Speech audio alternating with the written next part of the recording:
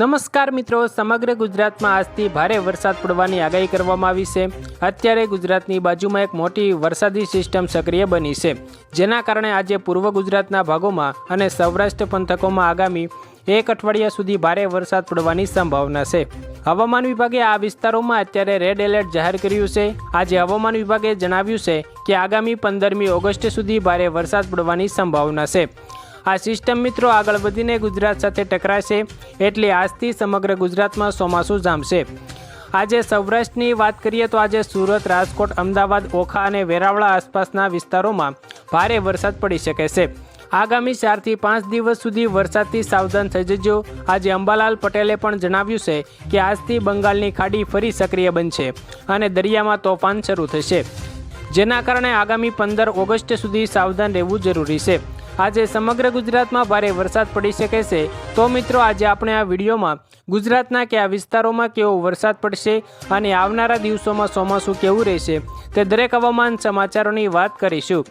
તો મિત્રો, આ વિડીયો શરૂ કરીએ તે પહેલાં અમારી આ યુટ્યુબ ચેનલને સબસ્ક્રાઈબ જરૂરથી કરી દેજો અને આ વિડીયોની નીચે એક હાઈપ કરવાનું બટન છે તેને જરૂરથી દબાવી દેજો અને તમારી એક લાઈક આ વિડીયોને જરૂરથી આપી દેજો।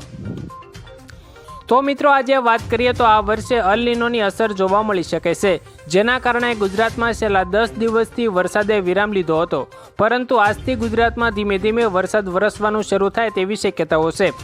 આજે સવારથી ગુજરાતમાં વાદળછાયું વાતાવરણ જોવા મળી રહ્યું છે, એટલે આજે રાત્રે ભારે વરસાદ પડી શકે છે। હવામાન વિભાગે જણાવ્યું છે કે ગુજરાતની બાજુમાં સક્રિય બનેલી વરસાદી સિસ્ટમને કારણે હવે ગુજરાતમાં ચોમાસું જોર પકડશે, એટલે આજથી વરસાદનો એક નવો રાઉન્ડ શરૂ થવા જઈ રહ્યો છે। આજે રાત્રે સૌરાષ્ટ્ર પંથકોમાં અને દક્ષિણ ગુજરાતના વિસ્તારોમાં ભારે વરસાદ પડવાની સંભાવના છે। મિત્રો, અત્યારે વરસાદી વાવાઝોડું મધ્યપ્રદેશના ભાગોમાં ધૂમ મચાવી રહ્યું છે, જે પવન સાથે આગળ વધીને ગુજરાતમાંથી પસાર થઈને અરબ સાગર બાજુ જવાનું છે, એટલે આ વાવાઝોડાને કારણે ગુજરાતમાં વરસાદનો એક નવો રાઉન્ડ શરૂ થવા જઈ રહ્યો છે।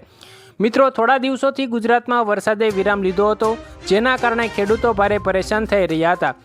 ચોમાસું પાકને સારો વરસાદ ન મળતા ખેડૂતો ભારે ચિંતામાં મુકાયા હતા, પરંતુ હવે ચોમાસું ફરી સક્રિય થઈ રહ્યું છે, જેના કારણે હવે સમગ્ર ગુજરાતમાં વરસાદ શરૂ થઈ જશે।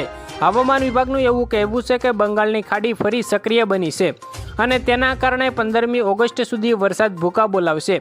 હાલ મિત્રો, તમે ગુજરાતની બાજુમાં એક ભારે વરસાદી માહોલ જોઈ શકો છો, જેના કારણે હવે ગુજરાતમાં ફરી એકવાર ધીમી ધારે વરસાદ શરૂ થઈ જશે। હાલ મિત્રો, દક્ષિણ ગુજરાતના વિસ્તારોમાં ભારે વરસાદ પડી રહ્યો છે અને આ વરસાદ હવે ધીમે ધીમે ગુજરાતમાંથી પસાર થવાનો છે, એટલે આગામી 15મી ઓગસ્ટ સુધી ભારે વરસાદનું એલર્ટ આપવામાં આવ્યું છે। અત્યારે બંગાળની ખાડી પણ સક્રિય બની રહી છે અને તેની અસર ગુજરાત ઉપર પણ જોવા મળી શકે છે। બંગાળની ખાડીમાં એક વાવાઝોડું પણ સક્રિય બની રહ્યું છે, જે આગામી સમયમાં ગુજરાત સાથે ટકરાઈ શકે છે। અત્યારે મિત્રો, ઉત્તર ભારતના પર્વતીય વિસ્તારોમાં ભારે વરસાદ પડી રહ્યો છે, જે આગળ વધીને ગુજરાત સુધી આવી શકે છે। અત્યારે ગુજરાત ઉપર કાળા ડિબાંગ વાદળો છવાયા છે, જે આજે રાત્રિ સુધીમાં ભારે વરસાદ લાવે તેવી શક્યતાઓ છે। મિત્રો, ત્યાર પછીના સમાચાર જોઈએ તો ગુજરાતમાં હાલ ચોમાસાની તીવ્રતામાં ઘટાડો જોવા મળી રહ્યો છે અને વાતાવરણમાં ગરમી તેમજ ભેજનો પ્રમાણ વધી ગયો છે। રાજ્યના અનેક વિસ્તારોમાં વરસાદી માહોલ હળવો પડ્યો છે, જ્યારે હજી પણ કેટલાક વિસ્તારોમાં ખેડૂતો મેઘરાજાની રાહ જોઈ રહ્યા છે।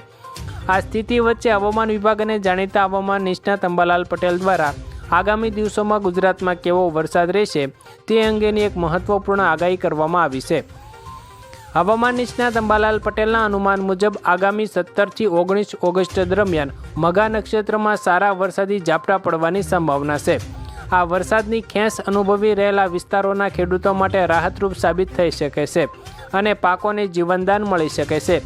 જોકે એકંદરે ઓગસ્ટ મહિનામાં સમગ્ર રાજ્યમાં વરસાદનું પ્રમાણ ઓછું રહેવાની શક્યતા પણ તેમણે વ્યક્ત કરી છે। તો આભાર મિત્રો, આજે આપણે ગુજરાતના કેટલાક મહત્વના હવામાન સમાચારો વિશે વાત કરી। દરરોજના આવા તાજા વરસાદ અને વાવાઝોડા અંગેના તમામ નાના મોટા સમાચારોની જાણકારી મેળવવા માટે અમારી યુટ્યુબ ચેનલ તડકા ન્યૂઝને સબસ્ક્રાઈબ જરૂરથી કરી લેજો। આ વિડીયો જો તમને પસંદ આવ્યો હોય તો વિડીયોની એક લાઈક તમારી જરૂરથી આપી દેજો।